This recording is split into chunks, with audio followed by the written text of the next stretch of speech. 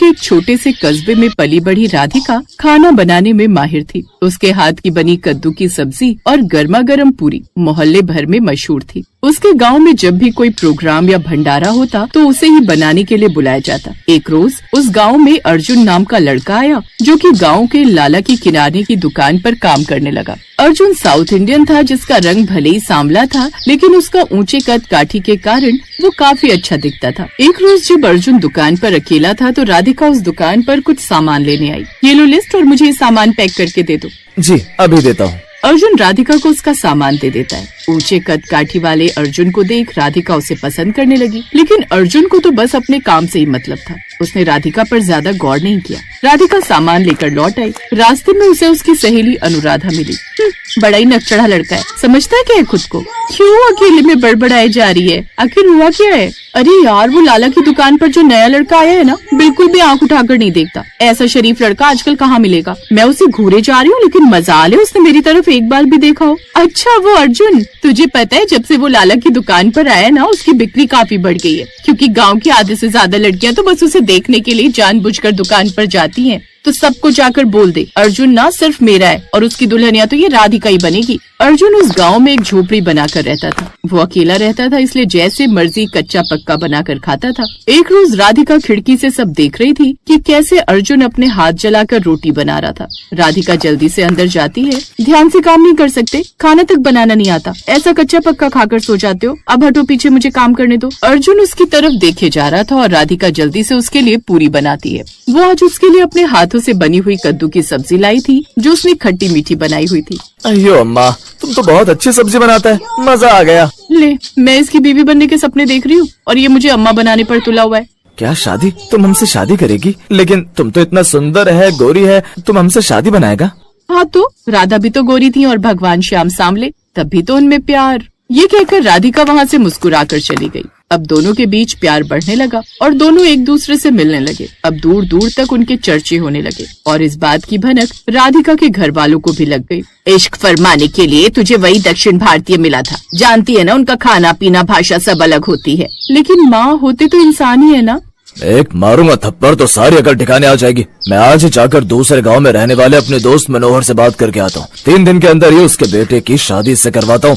ये सुनकर राधिका घबरा गई और उसने एक चिट्ठी लिखकर अपनी सहेली के हाथों अर्जुन तक पहुंचा दी। अर्जुन, मुझे यहाँ से ले चलो, ये मेरी शादी किसी और से करवा देंगे। अर्जुन अगली रात ही राधिका को भगा कर ले गया। दोनों ने मंदिर में जाकर शादी कर ली। अब सारा गाँव अर्जुन का दुश्मन बन गया, जिस कारण अर्जुन को राधिका को लेकर अपने शहर दक्षिण भारत यानी चेन्नई जाना पड़ा। यहीं से उनकी नई कहानी शुरू हुई। राधिका पहली बार अर्जुन के साथ ट्रेन से चेन्नई पहुंची, लेकिन उसके मन में एक ही ख्याल था, भले ही यहाँ के लोग पहनावा बोली सब अलग हो, लेकिन आखिरकार हैं तो हम सब हिंदुस्तानी। राधिका अर्जुन के साथ उसके घर गई, जो कि नारियल के पेड़ों के बीच एक कच्ची झोपड़ी के रूप में बसा हुआ था। 1 मिनट यहीं रुको राधिका। अर्जुन अंदर गया और आरती की थाली ले आया और आरती की थाली लाकर उसकी आरती उतारने लगा। अरे अरे अर्जुन, ये क्या कर रहे हो? इस घर की बहू की आरती उतार रहा हूँ। आज अगर मेरी माँ होती तो वो ये काम करती। अर्जुन, नए बेटे बहू का स्वागत तो एक साथ किया जाता है ना, तो आओ हम खुद ही अपनी आरती उतारेंगे और तुम देखना, माँ बाबा जहाँ भी होंगे हमें देखकर आशीर्वाद जरूर दे रहे होंगे। उस पुरानी सी झोपड़ी में सिवाय एक खाट के ज्यादा कुछ नहीं था। मिट्टी का चूल्हा और 2-4 बर्तन। जब मैं 15 साल का था तो एक सड़क हादसे में मेरे माता पिता मारे गए। तब से मैं अकेले ही अपना पेट पालने लगा। तुम्हारी जेब में कितने पैसे हैं?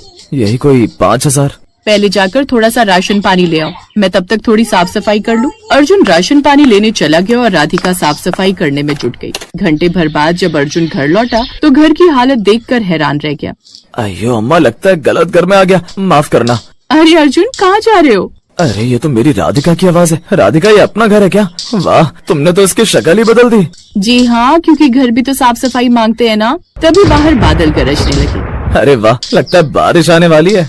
क्या बारिश? तो अर्जुन आंगन से कुछ लकड़ियां लाकर चूल्हे के पास रख दो, नहीं तो कहीं बारिश में भीग गई तो खाना बनाने में मुश्किल होगी। अब अर्जुन ने कुछ लकड़ियां उठाई और अंदर लाकर रख दी। राधिका ने जल्दी से गर्मा गर्म दाल चावल बनाए, जिसके बाद दोनों ने साथ बैठकर खाया। ऐसे ही उन्हें 10 दिन बीत गए। इन 10 दिनों में अर्जुन ने कई जगह काम की तलाश की, लेकिन उसे कहीं काम नहीं मिला। अगर कहीं नौकरी नहीं है अर्जुन, तो तुम खुद का काम क्यों नहीं खोल लेते? आजकल तो लोग तरह तरह के खाने के ठेले खोल लेते हैं। ओ मैडम, आप जानती है ना मैं खाना बनाने में एक नंबर का नाड़ी हूँ। मुझे खाना बनाना नहीं आता, बड़ी मुश्किल से तो कच्चा पक्का खाकर अपना पेट पालता हूँ। तुम्हें नहीं आता लेकिन मुझे तो आता है। क्या तुम्हें डोसा सांभर बनाने आता है? तुमने बताया नहीं। तुम ये साउथ इंडियन खाना बनाना जानती है? अरे मैं कद्दू की सब्जी और पूड़ी बेचने की बात कर रही हूँ। क्या तुम्हें लगता है वो यहाँ किसी को पसंद आएंगे? क्यों नहीं आएंगे, तुम्हें भी आए थे ना। अगर मेरी कद्दू की सब्जी और पूरी गांव में सबको भा सकती है तो यहाँ भी लोग जरूर पसंद करेंगे। तुम बस मुझ पर भरोसा रखो और मेरा साथ दो। अर्जुन के पास थोड़े से पैसे रखे थे। उसने राधिका के कहने पर एक ठेला खुलवा दिया। उन्होंने रेलवे स्टेशन के पास एक छोटे ठेले पर खाना बेचना शुरू किया। पहले दिन उसने कद्दू की सब्जी और पूरी बनाई। आइए आइए, गर्मा गर्म पूरी और कद्दू की सब्जी। इडली डोसा सब पिंट्रोला खाते हैं, ये कद्दू पूरी अच्छा है क्या? अरे भैया, एक बार खाकर देख लीजिए, फिर रोज याद करेंगे। अयो रामा, एक बार खाकर तो देखो, तुम बार बार आएगा। फिर ग्राहक ने पूरी और सब्जी चखी। वाह, रोम्बा नल्ला जुर्कू। है क्या मतलब? अयो, इसका मतलब है बहुत अच्छा है। ये सुनकर पास खड़े दूसरे लोग भी जिज्ञासा से आने लगे। एन्ना, कद्दू की सब्जी में इतना स्वाद कैसे आया? भाभी जी, ये है उत्तर भारत का मसाला, ऊपर से थोड़ी सी मिठास और खट्टापन। इसमें वही इमली का खट्टा मिला है जो आपके सांभर में होता है, बस डिशेस थोड़ी अलग है, बाकी सब चीज तो एक जैसा ही है। भीड़ धीरे धीरे बढ़ने लगी। तभी एक बच्चा पूरी देखकर, अम्मा ये तो गोल गोल पूरी है, हमारी पौरी जैसी लगती है। हाँ बेटा, लेकिन इसमें जादू है। इसे कद्दू के साथ खाओ और बताओ कैसी लगी। उस बच्चे ने जैसे ही उसे खाया, वो खाते ही तालियां बजाने लगा। वाह सुपर, अम्मा मजा आ गया। शुक्रिया बच्चे। ये देखकर पास में लगे डोसा इडली के ठेले वालों ने थोड़ी नाराजगी जताई, क्योंकि अब लोग उनके साउथ इंडियन के साथ उस कद्दू की सब्जी और पूरी भी पसंद करने लगे थे। मैडम, यहाँ सबको डोसा इडली चाहिए, ये पूरी कौन खाएगा? भैया, डोसा आपकी शान है, पूरी मेरी जान है, दोनों का मजा लोग उठाएंगे। सही कहा, अब तो हमें दोनों चाहिए, सुबह डोसा शाम को पूरी। अब धीरे धीरे उसका काम बहुत अच्छा चलने लगा। धीरे धीरे राधिका की दोस्ती स्थानीय लोगों से होने लगी। तुम्हारी मेहनत देखकर अच्छा लगता है, कल से तुम हमारे घर भी खाना देकर जाना। हमारे यहाँ कल किट्टी पार्टी है, जहाँ मेरी और भी दोस्त आएंगी तो उन सबको ये अच्छा लगेगा। अब उसकी अच्छी कमाई होने लगी, लेकिन उसका आत्मविश्वास देखकर सब मदद भी करते। धीरे धीरे उसने वहाँ की भाषा के कुछ शब्द सीख लिए, जैसे वनक्कम यानी नमस्ते और नंद्री यानी धन्यवाद। कुछ महीनों में ही राधिका का ठेला मशहूर हो गया। लोग उसे कद्दू पूरी वाली कहने लगे।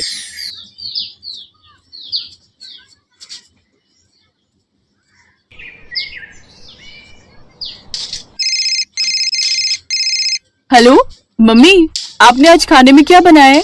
बेटा वैशाली, मैंने तो आज खाना बनाया नहीं है। वो तुम्हारे पापा के फ्रेंड हैं, आज उनकी शादी की सालगिरह है तो वो होटल में पार्टी दे रहे हैं। हमने वहीं जाना है तो इसलिए आज कुछ बनाया नहीं।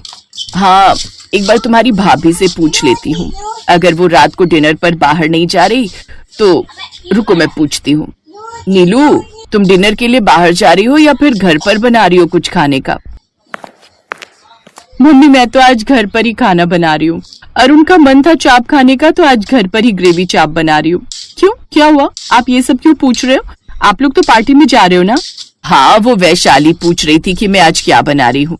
हेलो वैशाली, तुम्हारी भाभी सोया चाप बना रही है। चाप का नाम सुनकर तो मेरे मुंह में पानी आ रहा है। मम्मी, भाभी को बोलो ना प्लीज, भैया के हाथ मुझे थोड़ी सी चाप भेज देंगी। यहाँ पर तो घिया बना है और आपको तो पता है मुझे ये तोरी घिया बिल्कुल भी पसंद नहीं है। हाँ ठीक है, अरुण ऑफिस से आएगा तो मैं बहू को बोल दूंगी, तुम्हारे लिए टिफिन में पैक करके भेज देगी। बस वैशाली को तो बहाना चाहिए हमारे घर से सब्जी लेने का। पता नहीं शादी के बाद भी पीछा नहीं छोड़ती। खुद के ससुराल में अगर तोरी घिया बनता है तो यहाँ पर फोन करके दिमाग खराब करती है। वैशाली की शादी के बाद उसे पता नहीं था कि उसके ससुराल में हफ्ते में 4 दिन तोरी घिया ही बनता है। वैशाली के सास ससुर को तोरी घिया की सब्जी बहुत पसंद है। दिन में तोरी बनती है तो रात को घिया की सब्जी बन जाती है, पर वैशाली तो घिया तोरी की सब्जी देखकर ही मुंह बनाने लगती है।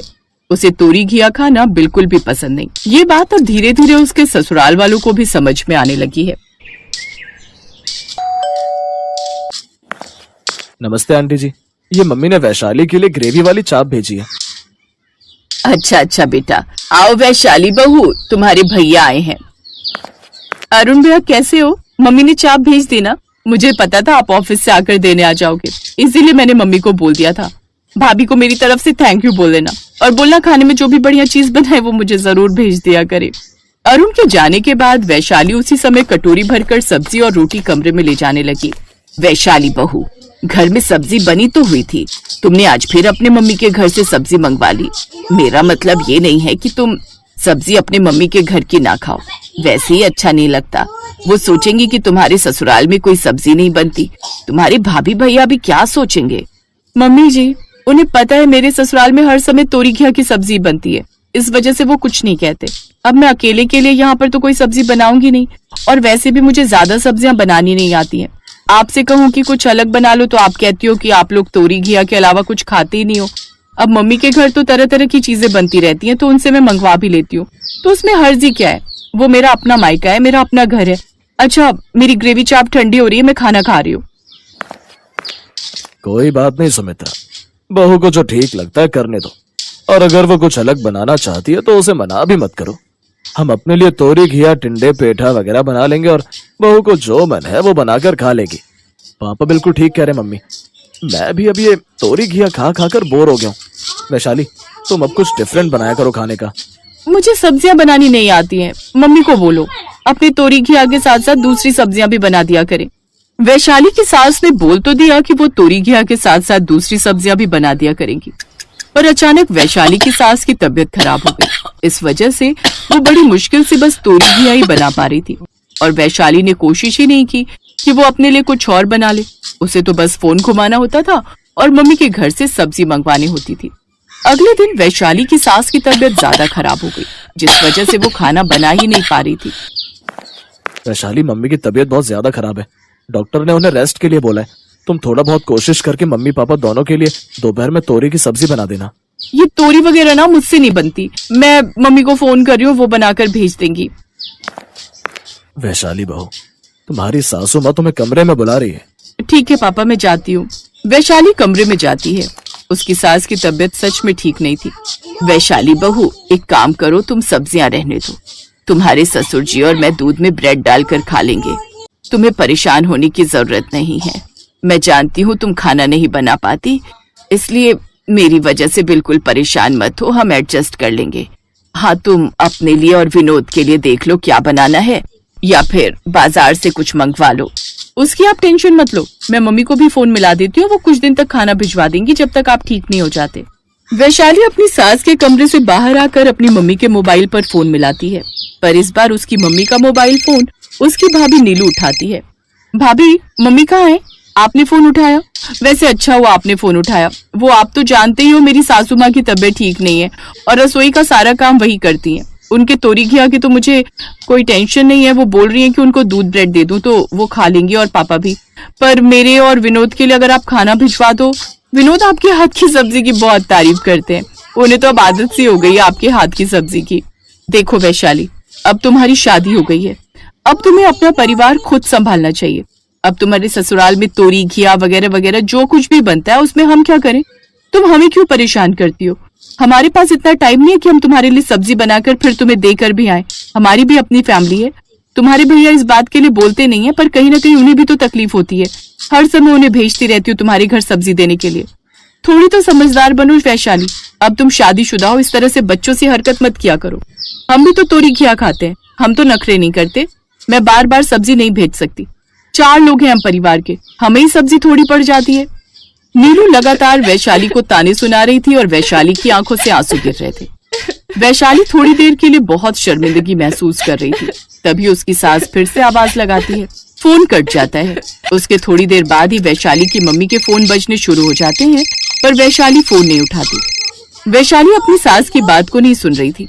वो चुपचाप रसोई में गई, उसने घिया उठाया और उसे काटने लगी। उसने अपना मोबाइल फोन खोला और घिया से बनने वाली तरह तरह की रेसिपी की वीडियो देखने लगी। उसे पहली बार महसूस हुआ कि घिया से हम खाली सब्जी के अलावा और भी बहुत कुछ बना सकते हैं, जैसे घिया के कोफ्ते, घिया का हलवा, घिया का भरता।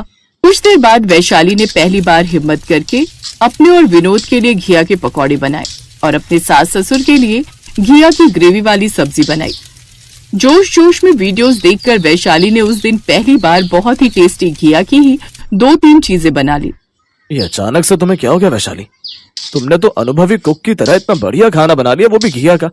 ऐसा क्या हुआ तुम्हारा चेहरा भी उतरा हुआ है, पर खाना भी बहुत टेस्टी बना है। बात कुछ मिक्स नहीं हो रही। विनोद, तुम्हें आम खाने से मतलब है या फिर गुठलियां गिरने से? तुम्हें यही था ना कि मैं खाना बनाऊं? अब तुम टेंशन मत लो।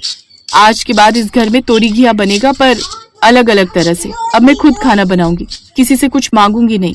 कोई समझे या ना समझे, वैशाली की सास उसकी इस बात को समझ गई थी कि वैशाली की भाभी ने उसे जरूर कुछ ऐसा कहा है जिससे उसके मन को बहुत ठेस पहुंची है।